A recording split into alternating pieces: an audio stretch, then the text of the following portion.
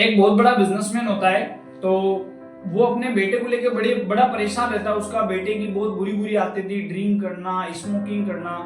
तो वो जो बिजनेसमैन था वो अपने बेटे को लेकर बड़े परेशान रहता था। तो वो जिस गांव में रहता था वहां पे बहुत बड़े संत आते हैं।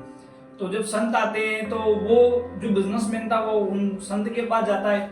और जब वो संत के पास जाता है तो बताता है कि मेरे पास किसी चीज की कोई कमी नहीं है, पर मेरा जो बेटा है उसकी ना बड़ी बुरी आदतें हैं, ड्रिंक्स करना, स्मोकिंग करना, और मैं इससे बहुत ज्यादा परेशान हूँ। तो वो संत बोलते हैं कि आपके बेटे को कल आप मेरे पास भेज देना।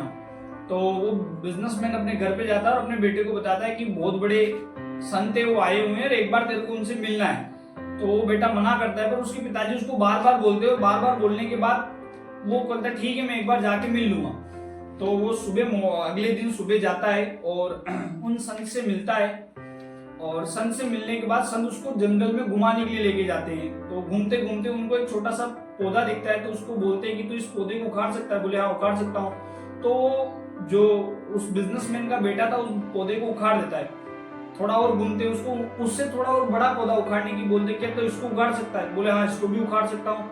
थोड़ी ताकत लगाता है, उसको भी उखाड़ देता है। एक बहुत बड़ा पेड़ दिखता है और उस पेड़ को उखाड़ने की बोलते, क्या इस पेड़ को उखाड़ सकते हैं? कि इस पेड़ को कैसे उखाड़ सकता हूँ? तो उसको मुनि जो संत होते हैं उसको समझाते कि तेरी आदतें भी ऐसी, अगर ये आदत तेरी छोटी है तो अगर तू अपने आप को सुधार सकता, अगर ये आदत तेरी बड़ी बन गई ना तो फिर तो अपने आप को सुधार नहीं सकता। जैसे बड़े पेड़ को हम उखाड़ नहीं सकते, सेम हमारी हैबिट है। अगर हमारी कोई बैड हैबिट है, अगर वो थोड़ी है तो हम अपने आप को सुधार सकते हैं, पर अगर वो बैड हैबिट बढ़ गई तो उसको सुधारना नेक्स्ट इम्पॉसिबल है, असंभव है।